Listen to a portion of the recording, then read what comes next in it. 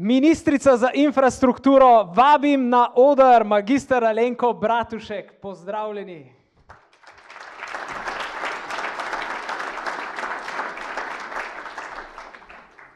Pozdravljeni. Spoštovani predsednik Združenja, gospod Žula, spoštovane gospe in gospodje, spoštovani vsi navzoči. V veselje in čast mi je, da sem lahko z vami v imenu Ministrstva za infrastrukturo na tradicionalnem vsakoletnem že 10. logističnem kongresu. Da je ta dogodek postal tradicionalen, le potrjuje moje prepričanje, da je panoga transportne logistike izjemno pomembna za našo državo ter ponuja številne priložnosti za gospodarski razvoj. Kot ministrica, pristojna za področje prometa, želim poudariti pomen logistične dejavnosti za gospodarstvo. Prepričana sem, da se zavedamo, da sta logistika in promet neločljivo povezana in predvsem v službi gospodarstva, ki ima svoje zahteve in pričakovanja. Krajši potovalni čas, kombinirani in usklajeni načini prevozov, ustrezna infrastruktura, sveže, nove in kakovostne dodatne ter spremljajoče storitve. Kot že večkrat poudarjeno, Ministrstvo za infrastrukturo svojo pozornost namenja razvoju, modernizaciji in vzdrževanju konkurenčne javne prometne infrastrukture, ki bo gospodarstvu omogočila smiselno načrtovanje oskrbovalnih verig in konkurenčne prednosti na trgu.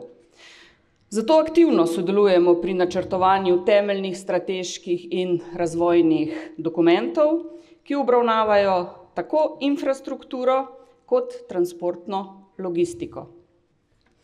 Ena od pomembnih tem tega kongresa je tudi optimizacija in digitalizacija v transportu.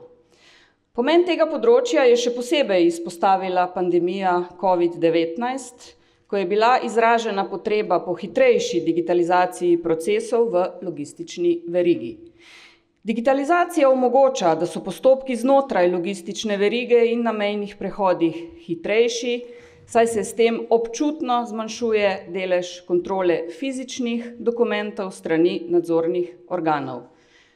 Evropska unija in Združeni narodi se v zadnjih letih intenzivno posvečajo digitalizaciji dokumentov, in sicer Evropska unija v okviru implementacije posebne uredbe o elektronskih informacijah v vseh vrstah prometa ter Združeni narodi na področju uvajanja elektronskega tovornega lista ECMR na področju cestnih prevozov.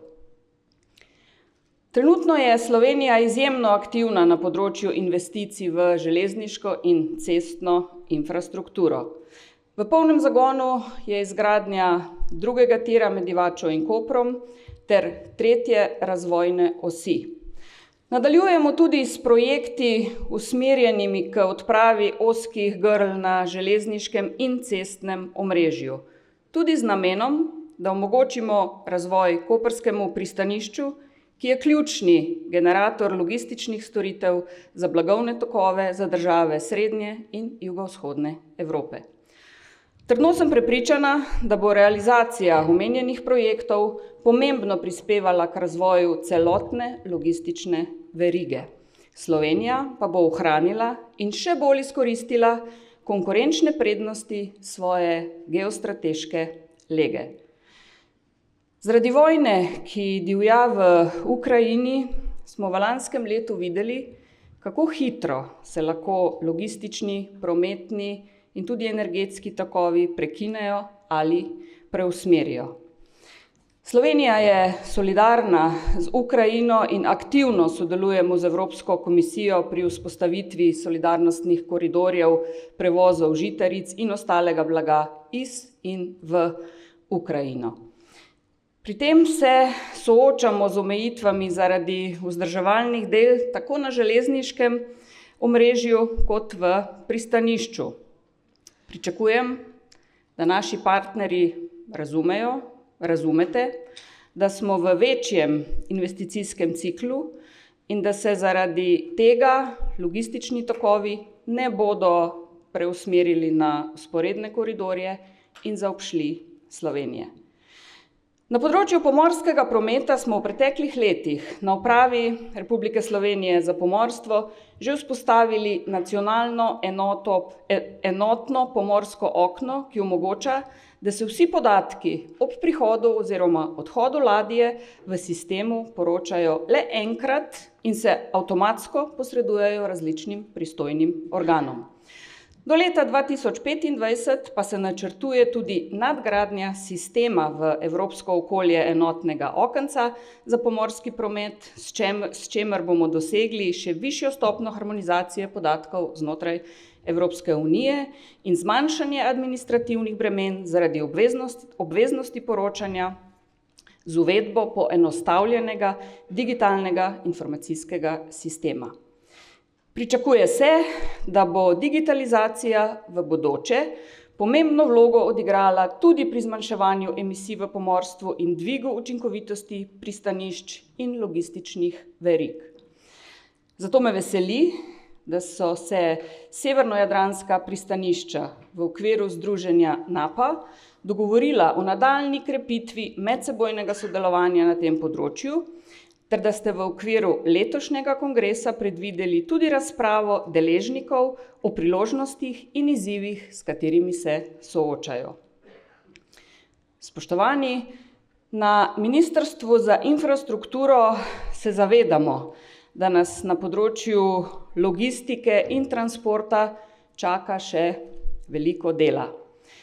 Nekaj projektov je že v pripravi, imamo tudi nove ideje, odprti pa smo seveda tudi za vse vaše predloge in sugestije in z veseljem sprejemamo tudi danes ponujeno roko sodelovanja vseh deležnikov, ki lahko stvari na tem področju izboljšamo. Čestitam vam za organizacijo tega kongresa ter vam želim uspešno delo in druženje. Ne pozabiti na, kot je rekel naš prijazni voditelj, prvo pravilo, ki vam je povedal, kaj tudi je. Sama se moram na žalost takoj zdaj vrniti v Ljubljano, ker smo sredi priprav rebalansa proračuna za leto 2023 in verjamem, da se z mano skupaj zavedate, kako pomemben dokument je to tudi za področje, s katerim se ukvarjate na tem kongresu. Tako da še enkrat vam želim uspešno delo, zanimivo druženje in seveda čim več uspehov pri vašem delu in čim manj ovir na tej vaši poti. In lahko vam zatrdim, da smo tukaj z vami in se bomo tudi mi trudili, da bo teh ovir na vaši poti čim manj. Vrhunsko! Hvala lepa! Hvala lepa!